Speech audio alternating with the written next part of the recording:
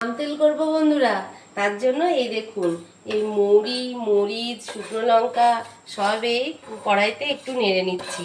ধনেটা না দোকানে পেলাম না আসার সময়, তো আমি ধনে গুঁড়ো নিয়ে চলে এসেছি। এই 3 দিন ধরে আম রোদ্দুরে শুকিয়েছি, অনেকটাই কাটা ছিল, কিন্তু কি হয়েছে বলুন তো, মেয়ে একবার আমি একবার ছাদে যাচ্ছি আর খেতে থাকছি, কম হয়ে গেছে।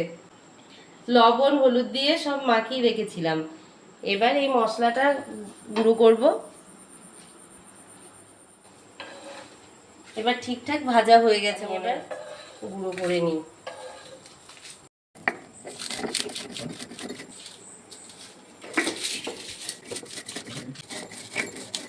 বাবা, মশলার শুকনো লঙ্কার কি ঝাঁজ!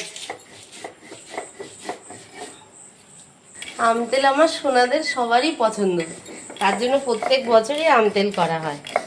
কিন্তু কি বলবো বন্ধুরা, আম তেল করি বয়নে রেখে একটু কিছুদিন ধরে খাবো বলে, কিন্তু ওই 2 থেকে 3 দিন, তারপরেই কমপ্লিট হয়ে যাবে।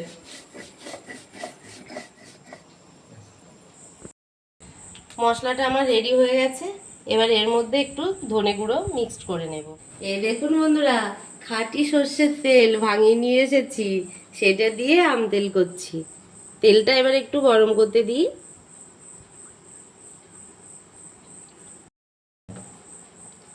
আর বেশি দিইনি, মশলা একটু মিক্সড করে নিলাম।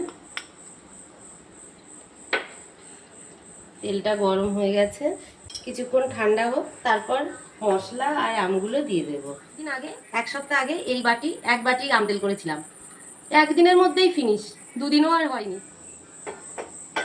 তেলটা একটু এবার গরম কম হয়েছে, এবার আমি এর মধ্যে আমগুলো দিয়ে দিচ্ছি।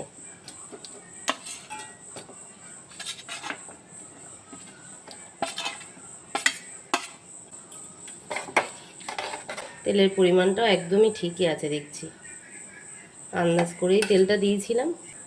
এবার মশলাগুলো দিয়ে দিলাম।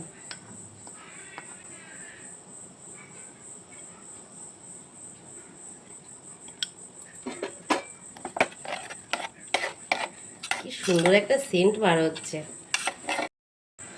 এখন হালকা হালকা গরম আছে, তো এভাবেই থাক। সকালে এই আচারের যে বয়নগুলো আছে ছোট ছোট, এই 2টো বয়নে ভরে রেখে দেব। এই 1 সপ্তাহ আগে যে আম তেল করেছিলাম, সকালে করেছিলাম, ওটা সারা দিনে রাত্রে কমপ্লিট হয়ে গেছিল। দেখি এবার কদিন হয়।